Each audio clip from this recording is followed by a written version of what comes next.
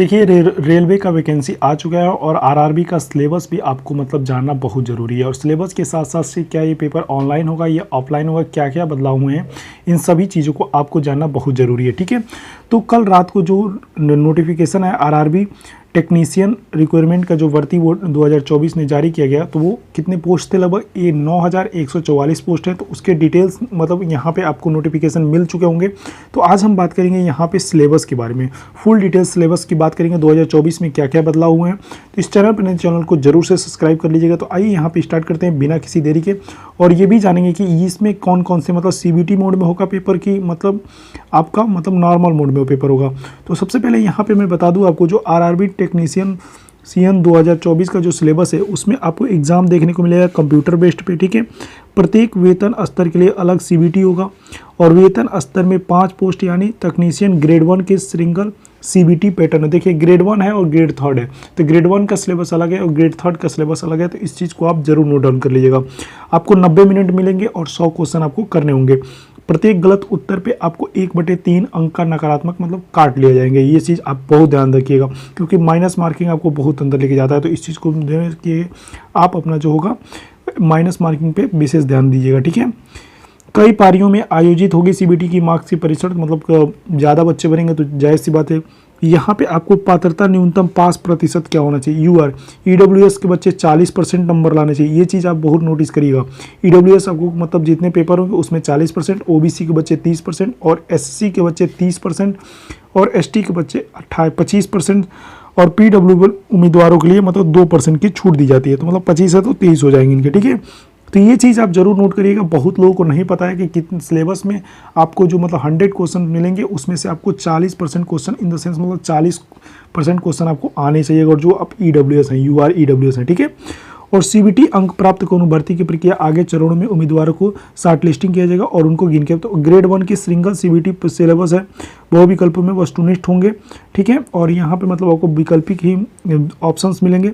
अब यहाँ पे आप देख लीजिए इसके सिलेबस क्या क्या है, और इस चीज़ को आप बहुत ध्यान से नोट करिएगा। ठीक है, तो सामान्य जागरूकता में वर्तमान मामलों में ज्ञान, भारतीय भूगोल, संस्कृति, भारतीय इतिहास, और जिसमें आपको स्वतंत्रता संघर्ष, भारतीय राजनीति की संविधान, अर्थव्यवस्था, भारत की विश्व संबंधित प्रणीत और सामान्य वैज्ञानिक और तकनीकी विकास आपको सामान्य जागरूकता में पढ़ना है। सामान्य बुद्धि मतलब इन द सेंस हुआ कि रीजनिंग में आपको क्या क्या पूछेंगे, तो वर्णमाला, संख्या सीरीज, कोडिंग, डिकोडिंग, गणितीय संचालन, संबंध और relation, jumbling, Venn diagram, data व्याख्या, अब निर्णय, और उसके बाद से तर्क और वर्गीकरण, निर्देश, विवरण इत्यादि भी आपसे पूछे जाएंगे। तर्क और धारणा आप बहुत बेहतरीन ढंग से पढ़ लीजिएगा, क्योंकि वही एक ऐसा चीज़ है जो आपको मतलब फंसाता है रीजनिंग में। कंप्यूटर की बात की जाए तो कंप्यूटर में आपको यहाँ पे आउटपुट और इनपुट डिवाइस के बारे में, जो नेटवर्किंग और जैसे सिस्टम डिवाइसों के कंप्यूटर आपके जब मतलब इस समय के आपके बहुत जरूरी हो चुके हैं। कोई भी एग्जाम दीजिएगा कंप्यूटर आपसे जरूर पूछे जा रहे हैं। तो आप अगर जो कंप्यूटर की अभी क्लास नहीं कहीं से ज्वाइन किए हैं तो कृपया कहीं बेहतरीन टीचर को ढूंढ के आप ज्वाइन कर सकते हैं। ठीक है, और यहाँ पे गणित की बात किया जाए तो गणित में यहाँ पे जो सेट आपके एसएससी में होते हैं लगभग उससे मतलब बहुत अलग है। तो यहाँ पे संख्या प्रणाली, तर्क संगत, और आप ये देख सकते हैं, और सब चीज़ अब यहाँ पे सारे मतलब सिलेबस के अनुसार ही आपको पढ़ना है। ये नहीं कि आप चले जाए कुछ दूसरा पढ़ने और पता चले कुछ और। हाइट एंड डिस्टेंस इसमें पूछ रहा है, त्रिकोणमिति पूछ रहा है, इस चीज़ को ध्यान दीजिएगा। ठीक है, और यहाँ पे सेट और खाली सेट, और तो ये आपको 10th और 12th पे है, तो इसीलिए ये सब चीज़ें यहाँ पे आपको देखने को मिल रहा है। और यहाँ पे देखिएगा बुनियादी विज्ञान इंजीनियरिंग के बारे में थोड़ी बात कर ले, इसमें क्या क्या पूछने वाला है, तो इस चीज़ को भी आप बहुत ध्यान से देखिएगा। ठीक है, तो यहाँ पे विज्ञान के मतलब तो आप विज्ञान में मतलब जैसे साइंस में हर एक चैप्टर को कंप्लीट करिए, क्योंकि पूरी चैप्टर यहाँ पे दो ये आप देख सकते हैं। ठीक है, फिजिक्स आपको बहुत अच्छे से पढ़ के जाना है। ठीक है ना, और यहाँ पे आप ये चारों सब्जेक्ट को नोट डाउन कर लीजिएगा और एक अपने कागज़ पे जरूर से चिपका लीजिएगा, जिससे क्या होगा कि आपको मतलब समय समय पे इसको मतलब अनुभव होता रहेगा कि क्या क्या पूछ रहा है। अब यहाँ पे हम बात करेंगे कि सबसे पहले सामान्य जागरूकता से प्रश्न कितने आएंगे, तो ये 10 प्रश्न आएंगे और प्रत्येक के लिए 1 अंक है। ठीक है, और सामान्य बुद्धि तर्कशास्त्र से 15 प्रश्न है, 15 नंबर के होंगे। कंप्यूटर से आपके 20 क्वेश्चन होंगे, 20 नंबर के होंगे। बुनियादी विज्ञान जैसे आपको विज्ञान और इंजीनियरिंग के बारे में थोड़ी जानकारी होनी चाहिए, तो 35 आप आईटीआई की ही हैं तो आपको जानकारी होगा ही थोड़ा बहुत। कुल क्वेश्चन होंगे 100 नंबर के मार्क्स हो गए। तो आपको पहले ही बता दिए ईडब्ल्यूएस और यूआर का आपको 40% मार्क्स इसमें लाने, मतलब 100 में 40 नंबर कम से कम आएंगे, तभी आपको लिए मतलब आप आगे की प्रक्रिया में मतलब शामिल हो पाएंगे, नहीं तो नहीं हो पाएंगे। उत्तर दिया गया बार बार वितरण के वैकल्पिक प्रश्न अलग हो सकते हैं, मतलब सबका अलग अलग होगा।